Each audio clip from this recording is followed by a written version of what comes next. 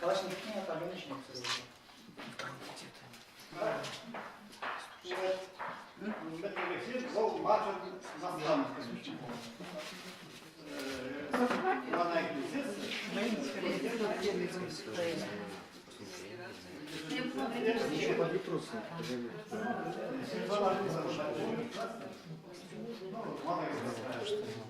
Алло, Дмитрий, да?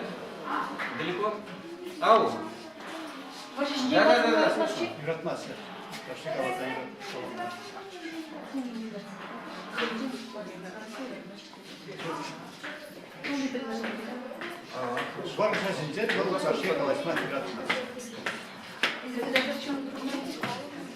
Около где пришел?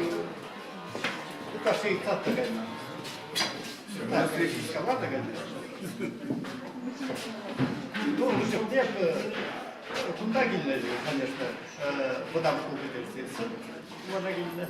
А так, отдельных истин, ну, килькелей, вынперсон, сесса, вынперсон. Килькелей. Языком буладыр? Это племянник. Сенің кукка буладың дел? Кука была. Анам Ну, мана ниже.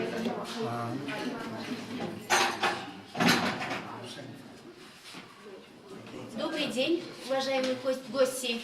Очень приятно видеть вас в литературном музее имени Константина Иванова. Сегодня очень большой праздник.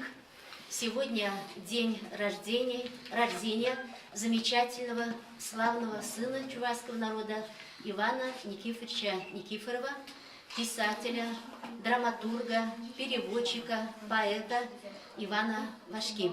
100 лет со дня его рождения. К этой дате мы открыли эту выставку. Выставка переводится «Размышления». И в этой выставке мы его показываем с семьей, с детьми, с женой показываем. И также показываем невесту, внуков и его произведения.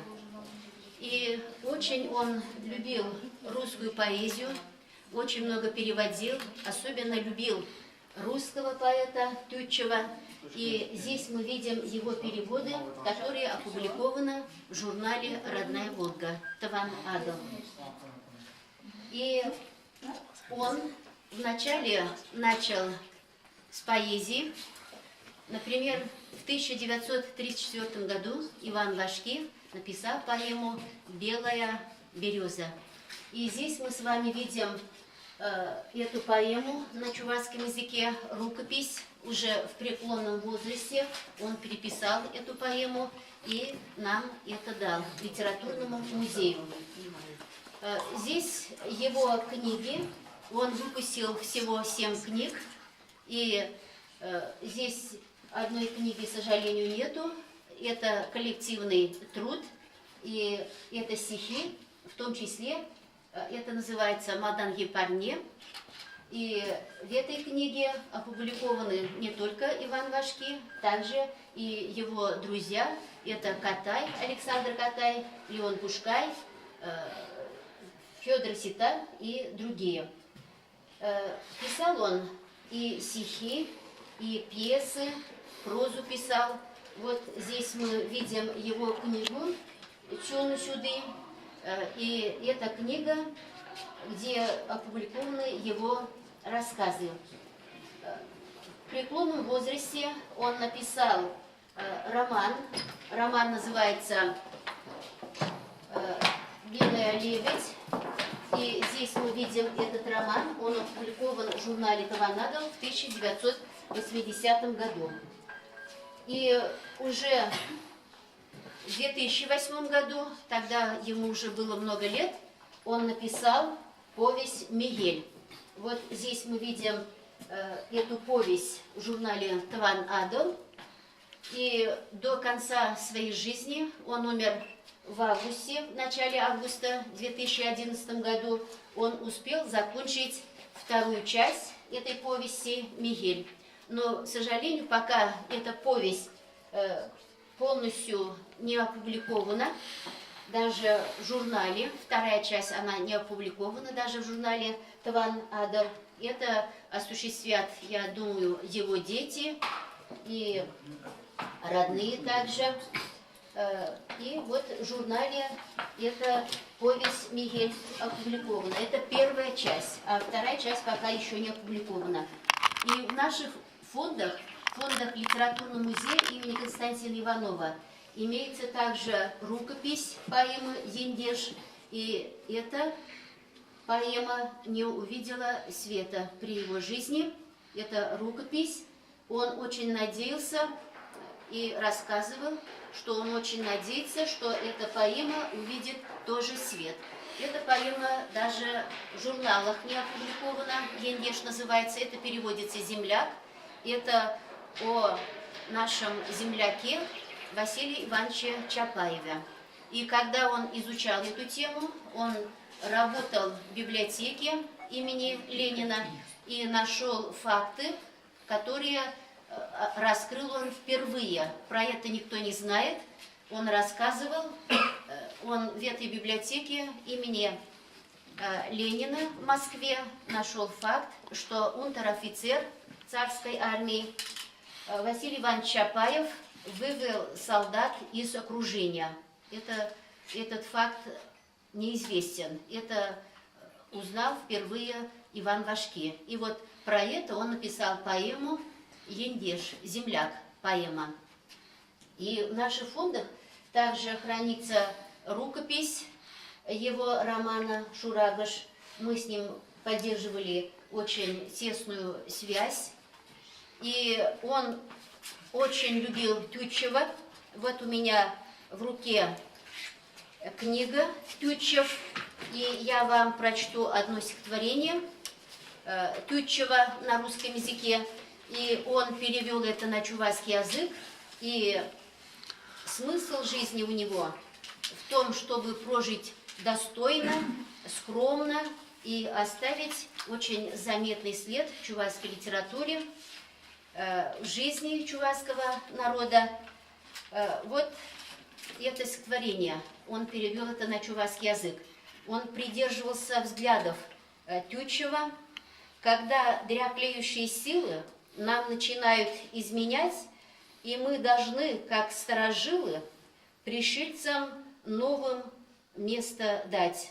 Спаси тогда нас, добрый гений, от малодушных укоризн, от клеветы, от озлоблений на изменяющую жизнь, от чувства затаенной злости на обновляющийся мир, где новые садятся гости за уготованный им пир, от желчи горького сознания, что нас поток уж не несет, и что другие есть призвание, другие вызваны вперед.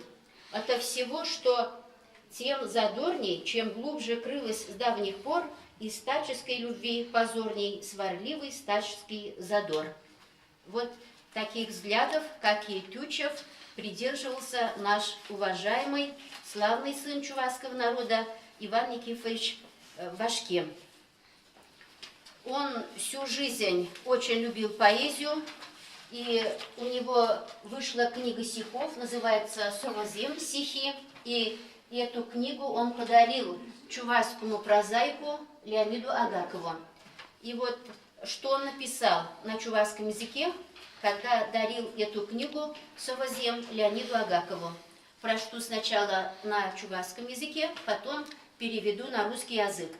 Хоть ятландия, хоть андятла, Леонид Яковлевич, совозем день уйролма комолом зюк. Иван Вашки, Шубашкар, пенде догорзер алла сакрмыш сюлхи, корлать уеген сирым дватым же. Хоть ругай, Леонид Яковлевич, хоть не ругай, но я не расстанусь с стихами. Вот так он писал нашему прозаику Леониду Агакову. И он участник Великой Отечественной войны. Он принял участие, когда давали салют в Москве. И он давал салюты, когда освобождали наши города.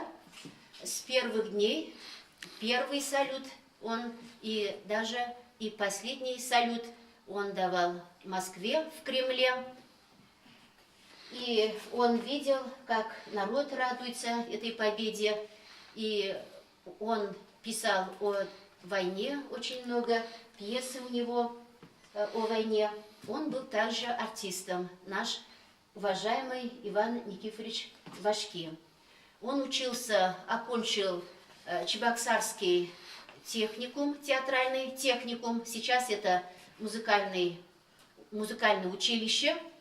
И тогда, в 1933 году, в апреле месяце, студенты, в том числе и Иван Вашки, они поставили первый спектакль Чувашского молодежного театра. Они приняли участие, сыграли роли, поставили спектакль нашего молодежного театра. Первый спектакль. И он вначале играл, даже будучи студентом, играл в Чувашском молодежном театре. После войны он некоторое время работал также актером нашего Чувашского драматического академического театра. Работал также он в книжном издательстве, работал в обллите, принимал участие. И также работал он в газете, в редакции газеты «Сямрак Большевик», молодой коммунист, и принимал также деятельное участие в общественной жизни нашего народа, в общественной жизни нашей Чувашской республики. Он, как человек, был очень скромный, простой, и мы очень удивлялись его скромности, и также удивлялись, что до конца своей жизни он продолжал творить. Вот мы только что сказали, его повесть «Мигель» увидела свет в журнале «Таванадо» в 2008 году. Ушел он из жизни тоже очень достойно, и поражает, он, будучи в преклонном возрасте, он никогда не ходил с тростью. Это он думал стыдно в таком преклонном возрасте. Продолжал вести он активный образ жизни, он общался с людьми и сам ходил везде, и даже за квартиру меня это удивляет. Он хотел быть активным всю жизнь, и даже за квартиру он сам платил. Ходил на почту, и там он сам платил, он рассказывал. Но это мы расспрашивали у него. Так-то он не рассказывал, очень скромный человек. И мы ходили к нему. Я очень благодарна артисту кукольного театра, заслуженному артисту Чувашской республики Геннадию Васильевичу Кириллову, который настаивал, он театровед, также очень хороший театровед. Пойдемте, Галина Георгиевна, драматургу, ему скоро 90 лет, пойдемте писателю, артисту Ивану Вашки. И вот мы вместе пошли, и у нас завязалась с ним дружба, он рассказывал нам. И вот в результате этих встреч у нас появились вот эти фотографии. Здесь на этих фотографиях мы видим нашего Ивана Вашки, заслуженным артистом Чувашской республики Геннадием Кирилловым. Вот они тут стоят на фотографиях. И семьей тоже фотографировали. Вот это очень интересная фотография. Это ему 95 лет. Ивану Вашки мы пришли и сфотографировали. Вот здесь мы видим сын Владимир Иванович, Алина Владимировна, Светлана Владимировна и внуки Ивана Вашки, Сергей и Антон. И вот также это очень интересная фотография. Это Иван Вашки и Галина Матвеева, журналист. Тогда она работала в Советской Чувашии, корреспондент. Она попросила, чтобы мы познакомили Ивана Вашки, и я познакомила их, и в литературном музее, в литературном салоне состоялась эта встреча, и Галина Матвеева в «Советской Чувашии» опубликовала статью про то, как Иван Вашки во время войны давал салюты в Кремле, в Москве. Про него очень много можно рассказывать, и мы очень рады, что мы с ним познакомились и очень многое узнали. И также обязательно надо сказать, вот я посмотрела на эту фотографию, и это фотография, где они вчетвером, это в Москве, наш Иван Вашки в 1940-м, в 1941 годах учился в Москве в ГИТИСе на артиста. И, к сожалению, началась Великая Отечественная война. Он успел закончить первый курс ГИТИСа, и его призвали в армию. И у него был красный билет. Сразу, как началась война, он знал, куда ему надо идти, и он сразу пошел на фронт. Вот здесь на фотографии он во время учебы в ГИТИСе, Иван Вашки. Он здесь на этой фотографии, третий слева. А рядом журналист, он и учился тоже на артиста, это Степан Минеев. И сейчас мы с вами пойдем вниз. Наша встреча, наш литературный вечер дальше продолжится. И на наш литературный вечер пришли также студенты нашего Чебоксарского музыкального училища, и они дадут концерт. И сразу, как мы спустимся в наш литературный салон, слово сразу дадим студентам. Студенты Чебоксарского музыкального училища, преподаватель у них, народная артистка Чувашской республики.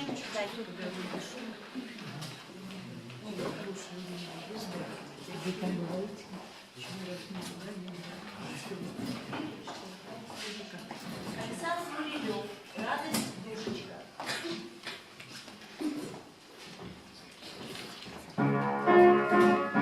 Радость, душечка, красная девица, что задумалась, пригорюнилась.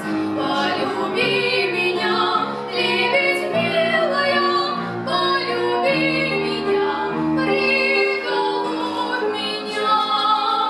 Речью нежною, словом ласковым, речью нежною, словом ласковым.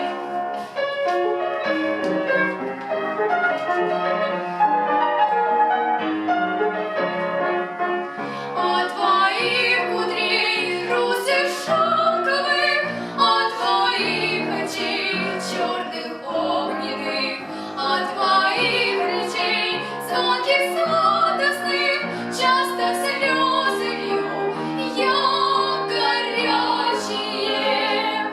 От твоих речей звонких сладостных часто слезы лью я горячие.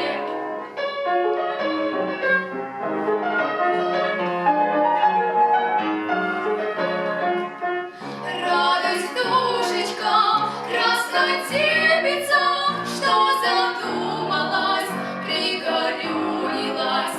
Полюби меня, лебедь милая, полюби меня, приголубь меня. Речью нежною, словом ласковым, речью нежною, словом ласковым.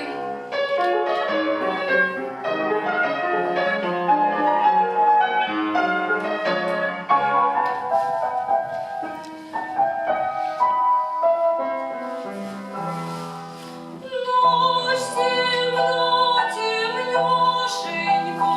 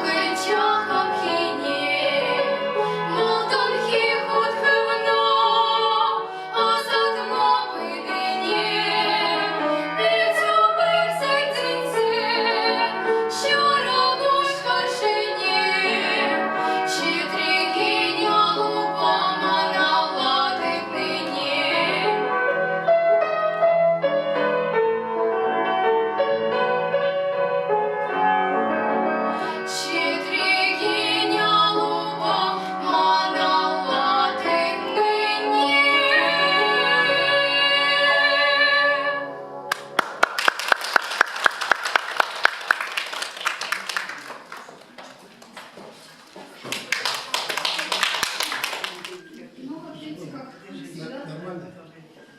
Целую неделю. Зато лауреат международного конкурса. Галле шагюра батизи. Епхам величен шагюра нишан такла забрахмастыр. Яланах кыштарнаш булмаз, камда булзан кушилне шылмауштырат. Пиде был манжин, как визитная карточка бегих, туина шагюра.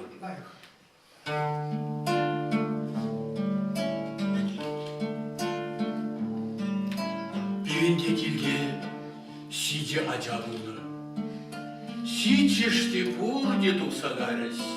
Переге келген пулашын булмарес. При Казахстанра, те при Одессра, Мускавра. Вище женде лештенде не карес. А тебе аннен шуралны гунизіне яла числама даврынзасын. Шеребе. Севушиниларда жетімірте, сиетімірте, юрлатымірте, ташлатымірте. Вара еквичкумдан бур дедук сагаячес. Анне вара бере зацаяны жүхне яланах. Шакым бек сымақсен беле. Эх, ачамсем. Віншін сіле шуратса үстердімші. Передел вас темені витха бурде хуланалла дурдындыр. Хилле его хутра, кардишне юрхюзе ларцасын. Кюрже гайса, кюржа чизенчен пулужигитны булмагызен. Чынақта, шичача чуратта. Пейденде усы булмаре. Эррегинде шурхилок какай. Пуштарын зана не келенеже. Бар куку, шапына ватса, ырзалар те хураны тыррине. Әрте бар куку, шапына ватса, ырзалар те хураны тыррине. Анху жырға хурын туратне.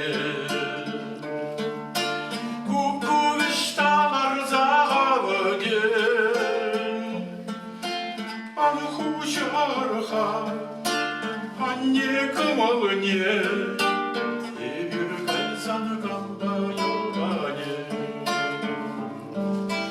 Анху жарха, анне кымалыне, эбир кайсаны канда йогане. Веселей яланы чени евенне. Меня же не судили мелле дунажи. Щитче не шуралса, пердилге үссе. Мен же не уйрала мала дунажи. Щитче не шуралса, пердилге үссе. Мен же не уйрала мала дунажи. Перейдите шурхилок какай. Пуштарын зан не келенеде. Аньырға анне, шылыға көшіліне. Хурлықлын затревол бире. Аньырға анне, шылыға көшіліне. Алсул сам затревал бире.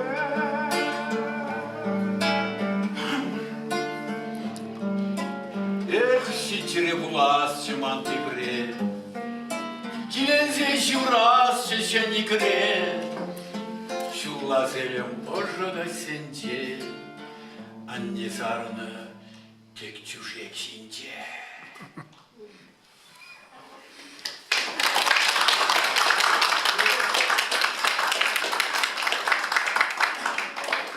Если так будете аплодировать, я сегодня до утра буду петь.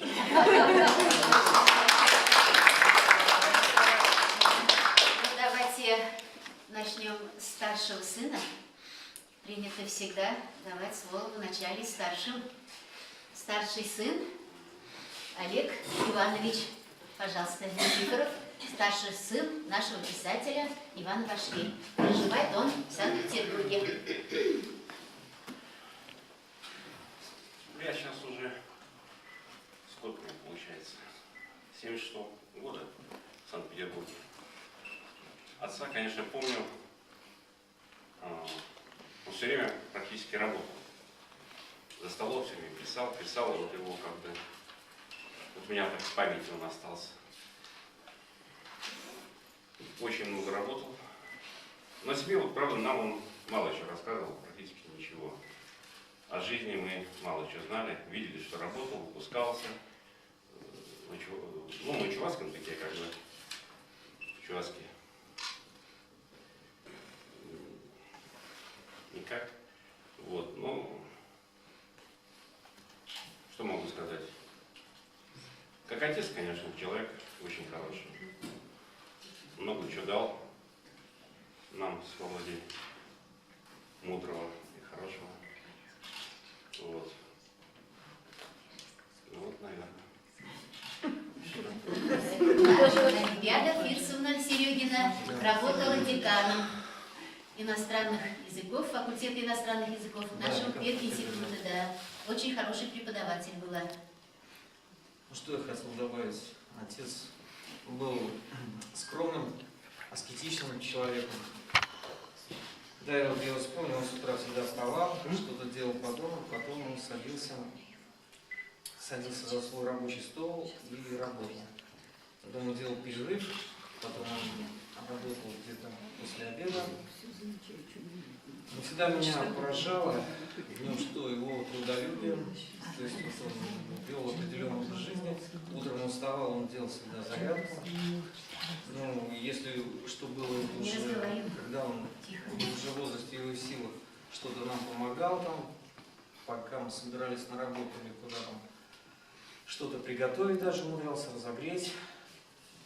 Всегда очень любил, ну, помимо того, что он любил нас, любил своих внуков. Он практически всех внуков нянчил, даже вот Антона сидит младшего, и тоже у него сил не было, он занимался.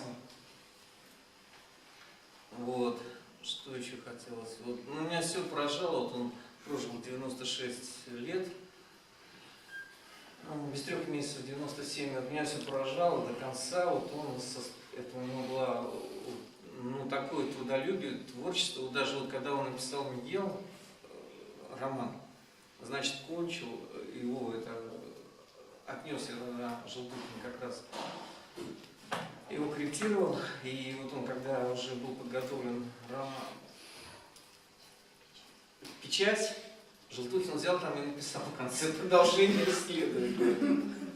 Отец этому очень удивился, ему было уже много лет, и так, почему он так написал, я так не планировал, и вот он собрал, когда уже ему было 90 с лишним лет, собрал силы, вот он написал вторую часть, для меня это было удивительно. И вот до последних дней у него был такой ясный, четкий почерк, он все помнил хорошо, он всегда радовался, когда приходила Галина Георгиевна вместе со своими коллегами, собирал материалы, вот он тоже, она поражалась, что вот он до конца рассказывал детали, ну, своего творчества, там, с воспоминанием. Вот. Что я хотел бы сейчас добавить о его жизни. У него была, конечно, очень трудная. Он вынужден был в 13 лет уйти из дома. То есть он родился в семье достаточно зажиточной. Но потом уже он родился в 2014 году. Ну, потом так сложились обстоятельства, что отец у него был купец второй гильдии, достаточно такой известный в Чувашии человек. Но потом сложилось так, что он во времена конца НЭПа был подвержен репрессиям. Отец из-за этого вынужден был уйти 13 лет из дома. В общем, он попал в город, и вот уже дальше его путь был практически самостоятельным. Он был, скажем, начинал в театре юного зрителя. Вот. Потом он работал, и вот он попал в Москву. Вот я хотел бы рассказать, вот он попал служить в армию Псков. большой период у него был с 39 по 41 год. Он уже поступал в ГИТИС, поработал, по-моему, в Ядрине, вот это я сейчас помню. Да, немного поработал. Ну, потом уже у него было связано с вами. Вот эти вот он, ну, получилось так, что он воевал 41-43 год, самые такие тяжелые года. В общем, он служил в дивизии имени Дзержинского, но это была дивизия, которая, именно его часть, она охраняла Кремль, но в связи с событиями под Москвой их тоже перебросили на фронт. Он был артиллерист, сначала командовал артиллерийским расчетом, потом он командовал уже к концу батареей, ну, принимал непосредственно участие в битве под Москвой. Он как раз вот сегодня знаменательный день еще в том, что это день его рождения, и он участник, вот он мало говорил, он парада 7 ноября 1941 года. Он участвовал в этом параде. Тогда, кстати, вот войска пришли, ну да, части пришли с Дальнего Востока, вот дивизия Дзержинского, они тоже участвовали в параде, и тогда были все отправлены на фронт. Вот из его, наверное, ярких воспоминаний, вот у него роман «Шура Акаш», и вот его почему тогда вот подвигло написание этого романа. Он был свидетель, когда они вот под Москвой были очень тяжелые бои. Вот, и он видел, как вот простые люди попросились на фронт. В общем, на его глазах вот они были как бы кадровые военные, и как люди защищали, то есть вот, как это говорится, с коктейлями Молотова бросались под танки, и вот его тогда поразила одна девушка, которая, на нее наезжал танк, она, значит, с бутылкой, но не умело ее открыла, то есть она вся облилась жидкостью, загорелась, но она все равно бросилась под танк. Вот. Потом он уже 2 года давал салюты. Салюты в Москве, они были сняты с фронта, это как раз перед самой Курской дугой. В общем, все салюты, кончая победные, и это в июне 45-го, отец принимал непосредственно участие. Был свидетель, он практически видел все руководство нашей страны, то есть он видел несколько раз Сталина. Так, он видел жену Рузвельта, он рассказывал, так она специально подходила смотреть, как дается советский салют. Ей очень нравилось, потому что там требовался синхронность действий. Вот. Ну это он, то, что мне рассказывал, такие вот его наиболее яркие воспоминания. Вот, но все остальное, как бы это вот, человек, он, еще раз говорю, он был очень скромный. Про себя он не любил рассказывать, любил творчество. Вот у него, да, что не сказали, у него есть труд, он не опубликован, это синонимы чувашского языка. Он очень много, скажем так, приложил к этому усилию, вот у него тетради остались. Ну, я надеюсь, мы постараемся публиковать их. Вот, у меня, пожалуй, все.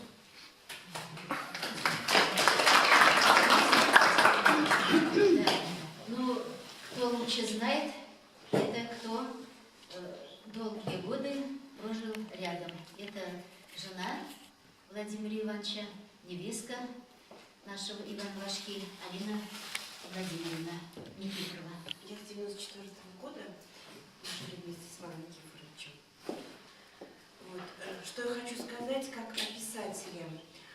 У него, хотя я не очень хорошо, но когда мы занимались со старшим сыном Сережей чувашским языком с 1 класса, да, в общем-то, и педагоги Сережи отмечали, что у Ивана Никифоровича был очень красивый, классический, литературный чувашский язык. То есть очень часто мы пользуемся чувашским языком таким разговорным, а Иван Никифорович владел литературным языком, чувашским, таким классическим, что как бы сейчас редко встретишь. И педагоги очень удивлялись, когда у Сережи были задания выполнены, а, конечно, дед помогал выполнять задания по чувашскому языку. Вот таким образом. А Иван Иван Никифорович прожил почти 97 лет.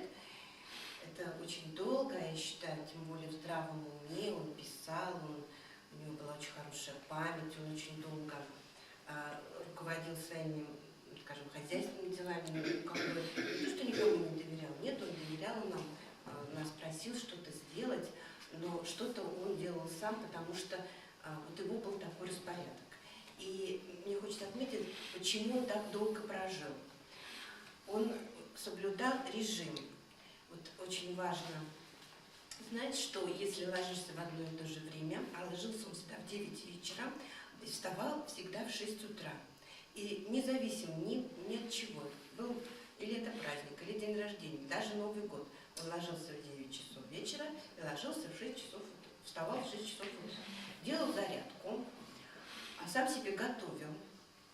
Вот, привык к простой пище, это картошка, там, селедка, то, что с детства, с юности привык, то есть хлеб, каких-то таких вычурных блюд у него не было. Вот, готовил себе сам, ел то, что ему нравилось, то, что хотел, и старался ни от кого и ничего не зависеть. И очень долгое время работал в огороде, до 87 лет, копал картошку, сажал, землю копал. Вот. Но уж потом, когда сил стало меньше, он перестал заниматься огородом, но зато ходил, активно ходил, гулял и очень долгое время делал зарядку для себя. Уже когда гулять стало реже, он делал зарядку утром. Вот. И я думаю, секрет его долголетия это именно в том, что он никогда не изменял своим привычкам. Был очень аккуратным, у него все всегда было по полочкам, все всегда было организовано. Вот, и я даже иногда училась у него, потому что вот так вот все, чтобы было пунктуально, хорошо, как у Ивана Никифоровича, ну еще поискать нужно.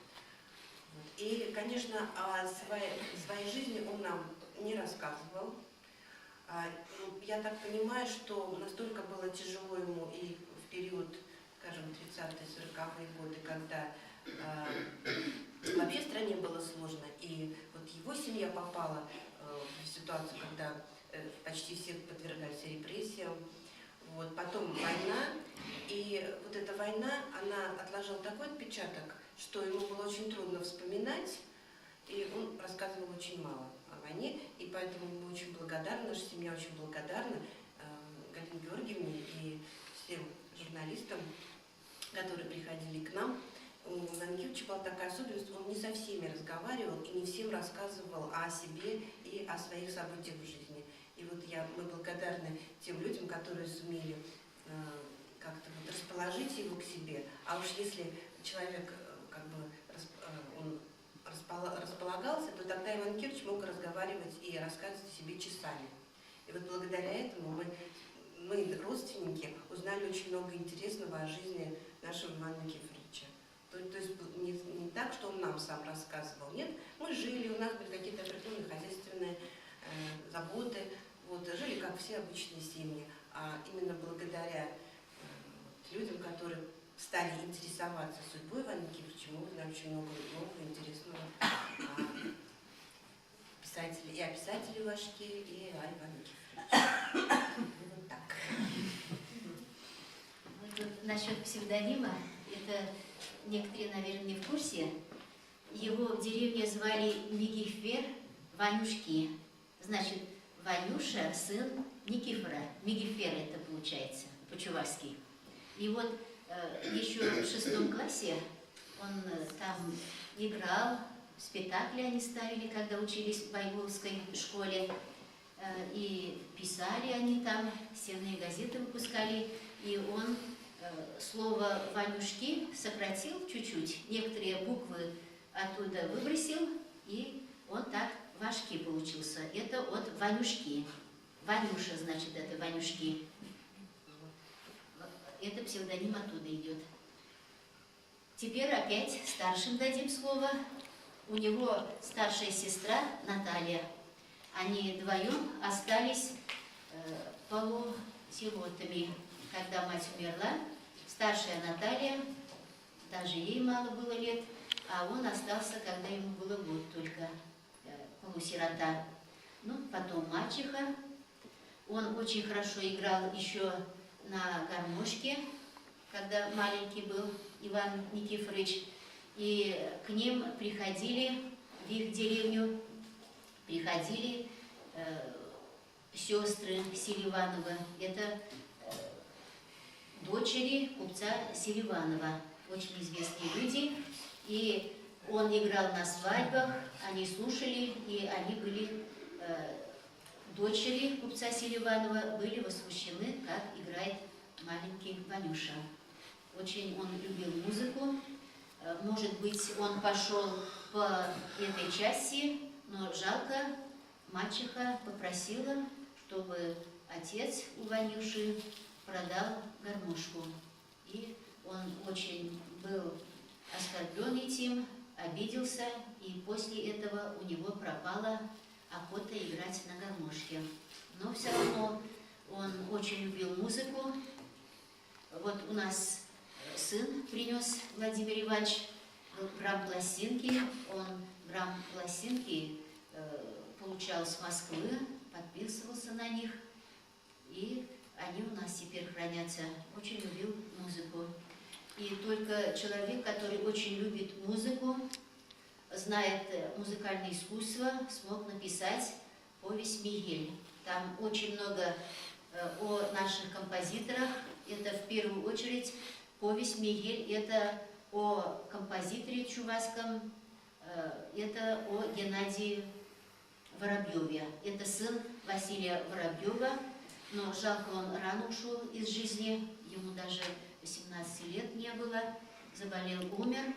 И он пишет о таких известных чувашских композиторах, это все повесть «Мигель», о Степане Максимове, о Федоре Павлове и о других. Он же пишет. И только человек, который знает музыку, о искусстве музыкальном, смог написать такую повесть, как «Мигель». Он очень много собирал и сам тоже был участником этих событий. Ведь он учился тоже в одно время с Геннадием Воробьевым в театральном техникуме. Это сейчас у нас музыкальное училище.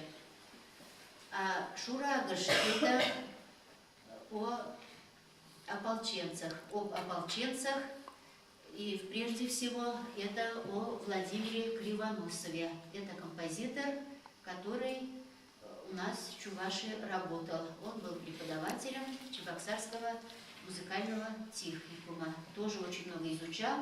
И там он пишет также о Боголюбове. Очень много материала он собирал. У нас есть документ. Он попросил материалы с Управления кадров Министерства обороны СССР. И ему такую информацию предоставили, отправили по почте, видимо, о Боголюбове, о нашем Боголюбове. А сейчас опять слово дадим старшим. У него, я отошла в сторону, у него старшая сестра это Наталья. Слово дадим старшему сыну его сестры Натальи, Дмитрию Ефремовичу Малтушкину. Пожалуйста. А потом Владимир выступит, Владимир Ефремович, потом Петр Ефремович. Что знаете о Иване Башке? Чуть-чуть хотя бы, коротко. Самое важное, Дмитрий Ефремович. Что сказать? Кука это у вас, да, ведь? Кука. Иван Машки, мой дядя. Я его знал так до 51 года, можно сказать. И после 51 года до 91 года того века я уехал на Урал. В это время я его посещал только 2 или 3 раза на квартире. Олимпиада Фирсовна, такая хлебосольная женщина была, меня всегда с радостью встречала.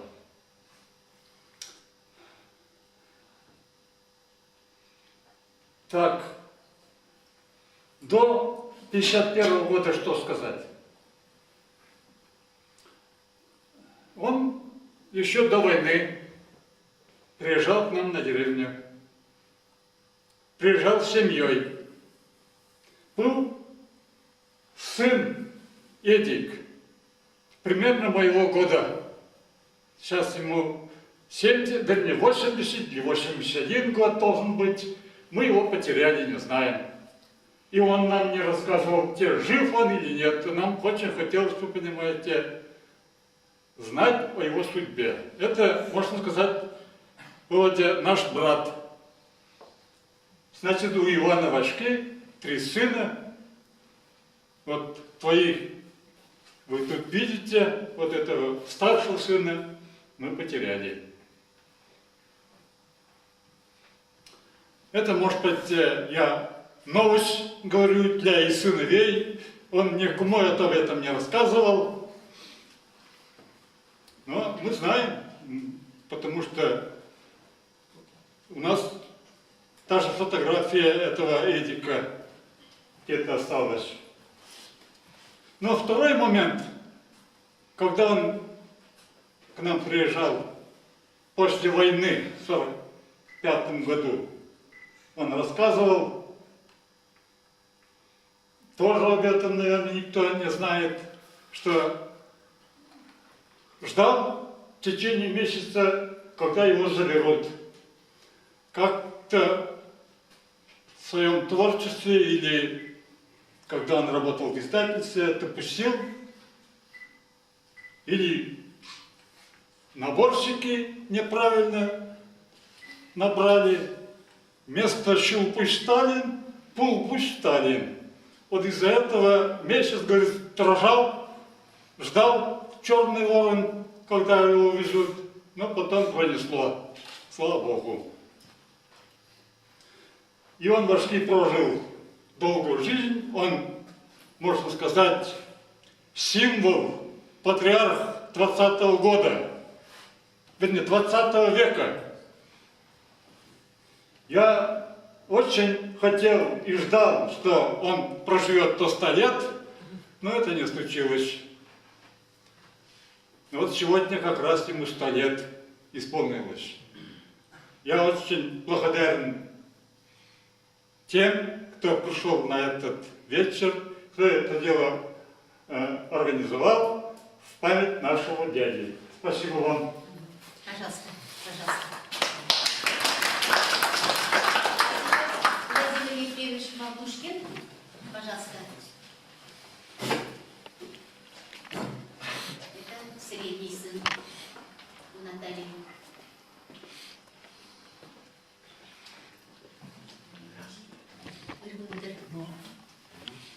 Тут уже все сказали до меня. У вас есть тоже сказать. У вас свое. Что нужно было говорить. Ну что ж, Иван Вашки, вы сказали, как он попал, как он псевдоним получил Вашки, Ванюшка Вашки. Ну, он в такую творческую волну попал. В этот момент, ну, у него, обладая, конечно, естественным своим природным даром, попал в такую волну, как Сеспельмиши, Осипов там в то время работал, Эльгеровани, как это, в эту волну попал, и он стал тоже заниматься, ну, творческой деятельностью.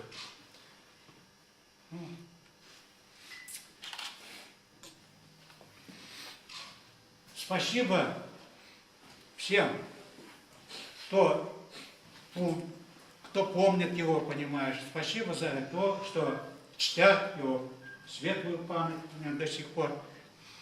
И благодарны, мы все благодарны за то, что он был, есть и существует еще в нашей памяти надолго. Ну что, все. Его произведения живут. Книги остались. У него книги есть. Ну, как-то вот я особенно-то не был так в тесном контакте с ним. Ну, несколько эпизодов из жизни я могу рассказать. Ну, как-то я приехал навестить ее после армии. Зашел. Да, вот. Пожалуйста, он про солдат стихотворение прочтет. Ведь наш Иван Никифорович тоже солдат. Да, bildiğiniz bu nedeniyle şöyle sağlıklı. Yani gördüm yakında maldan tepkili oldu. Karın sağlık şimdi sağlarsa bu tuğlu konuşma bulunacak. Tabii, olmaz da ne baksa bu çileğinizdir de hamaşınızın. Bu tuğlu konuşma bulunacak. Kunda bu tuğanizm galarış çınaktı. Şimdi Tolı konuşma bulundu. Bu konu zaten konusunda bakadığında meyve ortalık hep kuradığım kuşunca o pide şurası şimdi sırası kurar. Çınar ortalık onda da psadı. Onda tuğlu konuş kuruna. Şurmalaba nikşanda geliş mestep menmadi zessen şuk kaşurdince şurbunca Тайебе энен месте матур хастарлы халық евинже, шурзымаға дөйнен мешт черемман, тулызымақлы қала жүгіна, шурдуым башын нужене білеймін, бұйқал ғұжаймын, хұжылан чуна, шумаделейжін салынзады разы, епшіне бұрныш тваганы дем, арда бейівыш, ехывадып қазы, тулы делейжін маншынри шықылем, шурмалаба никшан да келішмені, шурма дени болмағын шук шуақ, шақсырын шырақ, санаргына ені, ялан тұлы деген сымар. Ол тұлы болмыш ба бұны. Уня жебе ол жақы, мансығы бұл. Тада, еп онандым, бұл вұршытчылық, саудаға ғаны бұны, еп қанды шар деміне пиюрады, манжақынеге ол, пақ бұны жамдықлық ятылып тұларап жүргіні, бәдім бе саудақсам жинжен, бұнда құрсағы бұнысы бар. Просвиненде, кундан буласа барашын бұл, чанақта бире мәліғаспы чак бұрынжа, ебірғай бұрынат бір, шалфын мәліға тұрмышне баны, еп шарден бе пиденумай жүріні, шарден жен пиденумай біледіп, кунда бұғылы бұшынден, бұғылы вальстанда бұқыла шинжен де пиделай біле, бигра бұқылы шинжен, тен бигалазама бұлдарат мұлатыны. Ху шақсы өнде бұлдарат калех, ғаны кебірше жібе. Anne, 100 sen saldak buladı, bulanacağım, bulan. Öyle ha?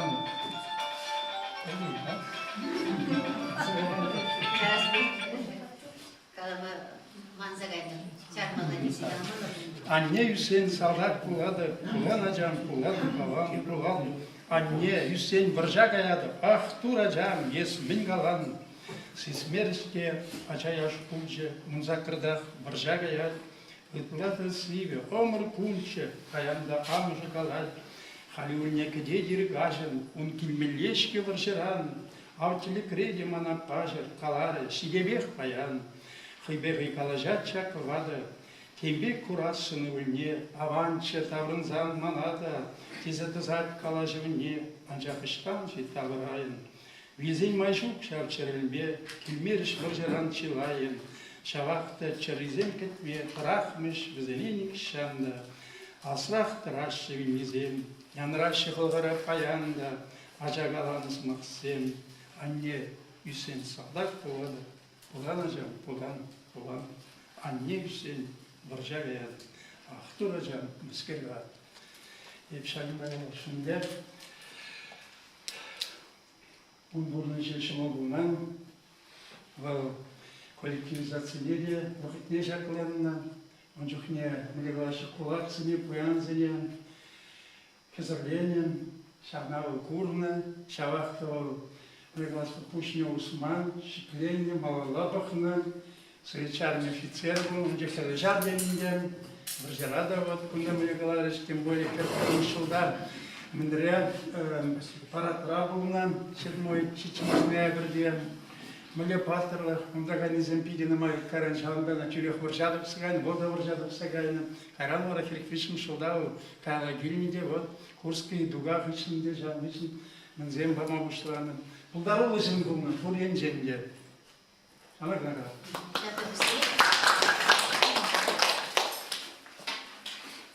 Булашкин день. Иван Христофоров. Иван Иванович, Сирбевич епі. Яланақ юрба істессе. Да, юрба. Юрба яланақ.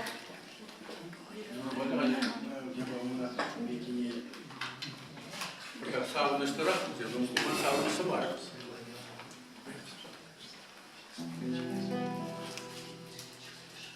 Прилечу ремешки, ман, трибун, да, трибун запума. Мы это не лапали.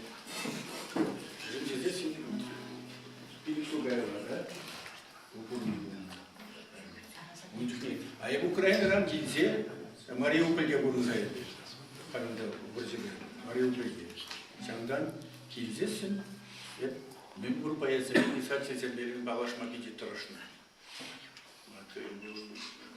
Тем же вот он был не переларза, перелезевший дело за фулмариман. Наверное, пидла я пере. Видя кому зачем сильные виде астузайона. Юре вол юратно чуваш юризине. Чуваш халах юризине. Ой, варините, лаштраю мам, а дедезе, кайронда,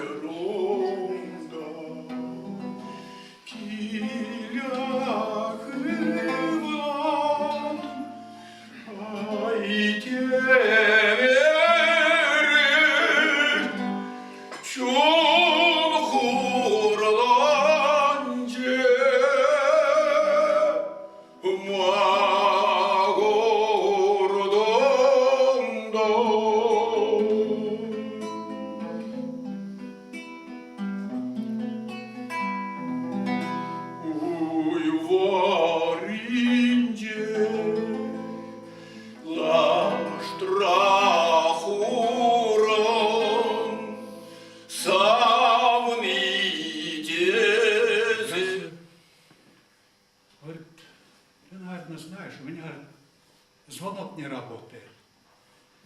Батюшки, я чуть не загорел отсюда, я ж не электрик, не знаю ничего про это дело. Ну, думаю, я говорю, не электрик, не знаю. Вот там мне напусло. Я стал после этого электриком. Настоящим ученым электриком стал. Но он интересовался, конечно, как мы живем, все по всей, как не заходил, когда я не заглядывал, интересовался нашей жизнью, как живут, понимаю, как люди в деревне. Но он в деревню не приезжал почти. Я не помню. Один раз помню, после войны как-то я еще через печку заглядывал, ага, они сидели за столом там, ага, он все при орденах и это, и запомнил, это мой Кука. Вот это я помню с тех пор. А потом редкие встречи, вот такие встречи только бывали. Вот. Я больше нечего рассказать. Ефремович Матушкин, это младший сын у Натальи. А потом у нас Александр Ильин выступит, писатель, поэт.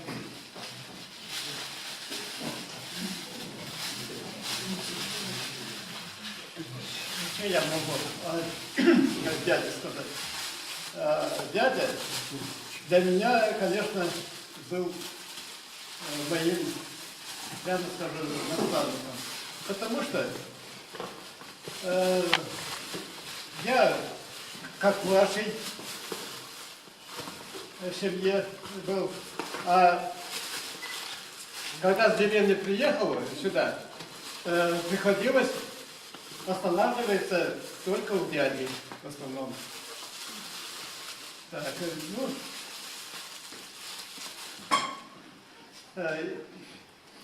когда начал жить в Чебоксарах, учиться, в общежитии жил, конечно, я часто навещал их. И дядя тоже интересовался моей судьбой. Несколько раз я помню, когда в общежитии жил, и в общежитии ко мне заходил, так, на коне там прикинуть это. Так, конечно, про дядю я могу только сказать, только добрые. Ну, в основном все про него уже сказали. Так. Спасибо вам всем, что вы тоже чтете ему память. Помните, пришли сюда. Конечно, мы тоже его будем помнить и своим детям этим передавать все это, конечно, нашу память.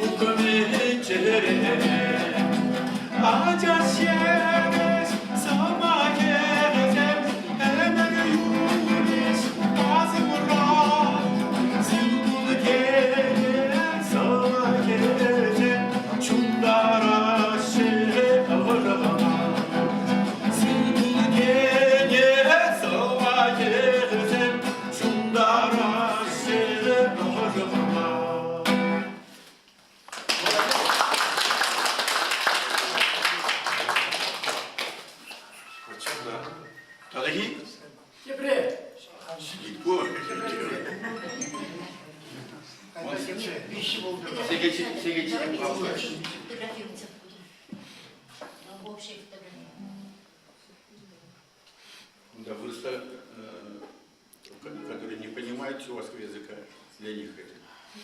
Георгий Свиридов на слова Сергея Есенина. Из цикла «У меня отец крестьянин».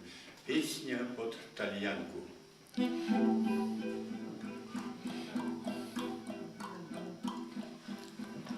Тальянка звонка, сыпь тальянка смело, вспомнить, что не юность, ту, что пролетела, не шуми осина, не пыли дорога,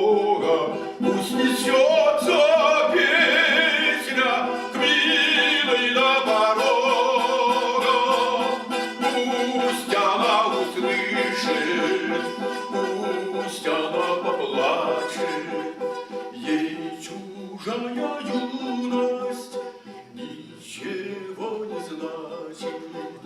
Ну, а если значит, проживет ему часть, ешь ты моя радость, ешь ты моя участь, за милую силу гордости я сам.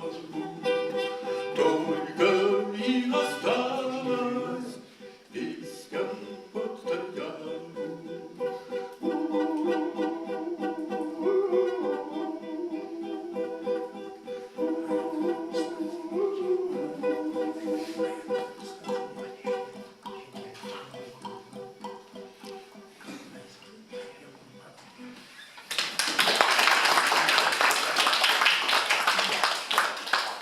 Спасибо. Моя паянман пиде сауны слугун. Ты что, кого забака получил? Хамсинья хамага майрамас. Ага. Петр Наждай, писатель. Мам, паян биле сауны слугун не кого забармата. Прежде всего представлюсь как журналист, прежде всего спортивной и на военно-политическую тему. Все книги сдал. Вот эту книгу я хочу подарить. Это у меня книга позапрошлом году вышла. Тогда здесь, в Чебоксарах, в Высоком Весе, в Чебоксарах проводились всероссийские летние сельские игры. И ко мне вышли с продолжением, что написал о чувашских сельских спортсменах нашей республики. Первый обратился министр сельского хозяйства Павлов, потому что он ответственный, Сергей Владимирович. И, естественно, я собрал документы, материалы, сам из Ярского района я родом, откуда вышли очень много спортсменов, 3 олимпийца. Среди них самый первый чувашский олимпиец, вот по 51 года, он жил с 52 по 66 год в Санкт-Петербурге, вот наш сын сидит. Как раз я поэтому решил подарить эту книгу Владимиру Ивановичу Никифорову. И так как Ардулин наша звезда, первый чувашский олимпиец, И в данное время в Санкт-Петербурге живет наш земляк Козловского района, ваш земляк, у вас корни Козловский все-таки, так ведь? Вот Сергей Александрович Кириллов, 1972 года рождения, подполковник. Он главный тренер сборной команды Российской Федерации по гиревому спорту. 6-кратный чемпион мира, 11-кратный рекордсмен мира. Мой хороший товарищ, он был главсудьей, буквально в конце сентября, Кубок России по гиревому спорту, он здесь как раз проходил. Здесь козловчане, еще и другие есть, и так далее. Вот Колесников, например, олимпийский чемпион 1976 года, 21 по счету олимпийский чемпион. Николай Сергеевич Колесников, но гранд-чемпион мира, рекордсмен мира по тяжелоатлетике. Дочка Анастасия выросла в Санкт-Петербурге и тоже выступил на Олимпиаде в Сиднее, в 2000 году занял 3-е место. Вот я хочу подарить, мой ученик, я, так как после армии работал в физкультуре, председатель Государственного совета, тоже мастер спорта, Попов Юрий Алексеевич. Я поэтому немножко горжусь своими воспитанниками, своими земляками. Естественно, Санкт-Петербург для меня очень близкий, так как там у вас диаспора чувашская, очень хорошие работы и так далее. Я вашего отца знал, но не так же близко, можно сказать, мне возраст какой-то очень огромный такой возраст. И последний раз, как ни странно, я поэтому сегодня, вот вчера позвонила моей супруге, не было, и говорит, глядите, Машки, я же видел его 4 года назад примерно, в конце это, получается, 2010 года. Пришел самостоятельно пришел, правление Союза писателей заплатит взнос. И в кабинете Сергея Лукьяновича Павлова, смотрю, незнакомый, малознакомый, невысокого роста, стоит, Машки, говорят. Вот. Иван Кириллович, я сразу вспомнил. Поэтому я первый, конечно, пригласил, но у меня маленькие претензии, я никак не понял. Очень сильная у нас землячество Козловского района, такой доктор Зорин Юрий Александрович. Знал ли он ли это? Если знал бы доктор Зорин, ваш сосед деревни Байгулова, он бы пришел сюда. Я не знаю. Я завтра позвоню, телефон есть. Просто я немножко чуть-чуть, не обид, всего 3 писателя сидят. Мало писателей. Где представитель правительства писателей? И этого не 95, не 105, 100. 100 лет. Я просто, честно говоря, доложу об этом. Сегодня же пойду. Тургай, новый редактор Чувашской народной газеты «Хибар», сообщу об этом. Ну, что пришли вы, родители. Я очень рад. Такие родные, такие вы близкие, такие чудесные. Пидела Шинзем, Ушрам Бахсан или Гурнат. Он ночный, совместный Кажер, Великая Отечественная война. Парад 7-го, вон, это день парад. Это же символично, это же здорово. Вот это надо было писать статьи. Где-то сегодняшней газеты. Галина, почему нет сегодня газеты? По-вашему, почему нет? Ложка любит, как говорят, и так далее. Ну, тяжко на товаре мала утра. Иван Иванович, это мой близкий друг. Мы буквально в Казани недавно были, одного профессора исполнилось 80 лет. Я позвонил, давай вместе поедем, говорю, Иван Иванович 108. И Казан, там более 30 профессоров сидели на юбилее моего земляка, сонной школы, Никитин Иван Николаевич. Вместе ездили, он безотказный. А кто думает, кто скажет? Он же соблюдает как режим, как диету и так далее, как, наверное, через 5 месяцев ему будет в следующем году, в середине марта, уже 15 год, 80 лет Саграбунна. В следующем году, Да, в марте месяце, 80 лет будет. Сегодня глава республики, по-другому президент республики подписал указ на всю жизнь. Стипендии президента, по-другому глава. Президент стипендии, я сегодня звонки услышал.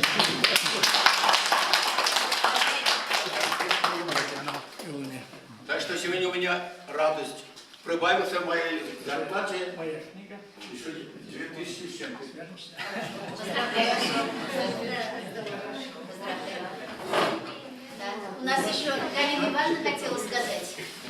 Она даже хотела угостить яблоками вас всех. У нее урожай большой, яблок. Я не отказала, не посмела отказать. Это хорошее дело, когда угощают своим урожаем. Поэтому не посмела отказать Галине Ивановне. Это друг семьи Иван Вашки. Она дружила Олимпиадой Фирсовой, да ведь? Женой Иван Вашки.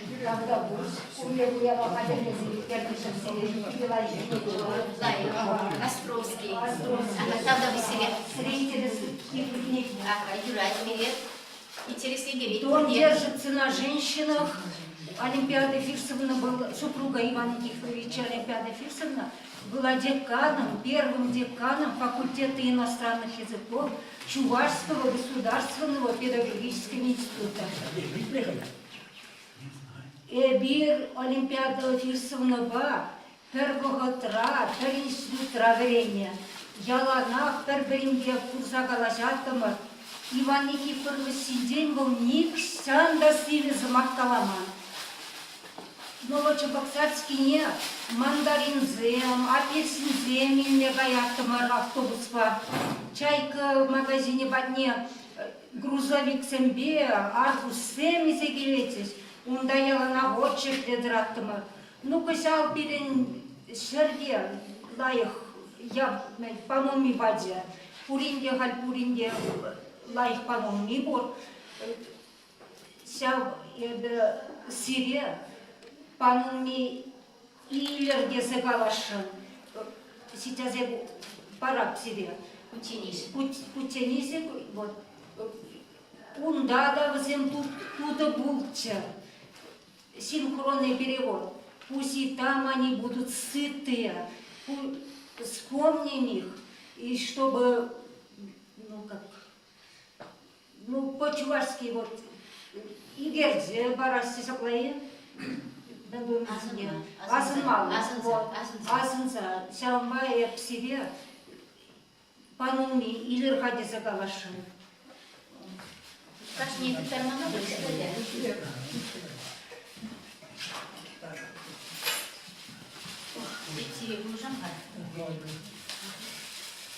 Кашни, привет. Парни бегиня. Затем хозяин ялисин день. Куславка районенди. Асла куснар ялисин день келеге гларна. Асла куснарда пледеринде. Чуралсаюсне. Тивашсен Павла Сиравси. Трубина Марфи. Унда калармырнде. Вренде. Иван Вашки. Тогда сам бегех шах ялданах тухна. Унда Чуралсаюсне. Ольга Ирзем. Пите Павла, артистка, шавзим синдей, ял истории синдей, сирза подаркында эндешак кинегере. Шавна пармелешит, тогда камгаларны шавна галашын. Дмитрий Ефремович Малтушкин. баяндымда торжество Байгуловых. Шаун бирги шак кенегезне, бир куснар ялисинчен ширна кенегезне. Шак мужея парня стелем. Шак аста куснар ядын история, унда бурнаган шинзен. Пулда булды кыздым синчен ширна кенеге. Пожалуйста, Тогда пусть. Видео мизой музейра булдыр. Пир ялда, может быть, тлеще, широза не булна. Петр Петрович Шоркин, гармонист, музыкант. Вот очень ширно пир ял пушлага. Он поклонник этого музыканта. Шак Княгиня, тоже музея Парнеделев. Пожалуйста. Тоже я учитель. Интересный день. Да. Матур. И серенденге бір традиция бір дес бұлғазады де. Езір ұчын мазырақ тұлмары. Бұлға күкінегіне кларасы, күкінегіне кларас чүкне балағынде ял зирны кашны, ял зирны бұрде бізенден үтсабеліне. Қынанде нумайтып темеле, всяк княгине кларас кезен полный жили бур. Ковал циркуле ял, там церковь и очень богатая история. Они как промышленники, как купцы, и даже они продавали хмель, очень там выращивают хмель. Это очень известное село Байгулово, где учился наш Иван Вашки. Это соседнее село, где он родился и вырос. Называется село, деревня называется, это уже деревня, а село это деревня, где имеется церковь. Он родился, Иван Вашки, в деревне Верхняя Байгулово. Это только 1,5 километра, рядом почти. Можно сказать, даже километр. Да, ведь? Да. Да. Вот на этом я, как артист, как писатель, драматург, прозаик, как поэт.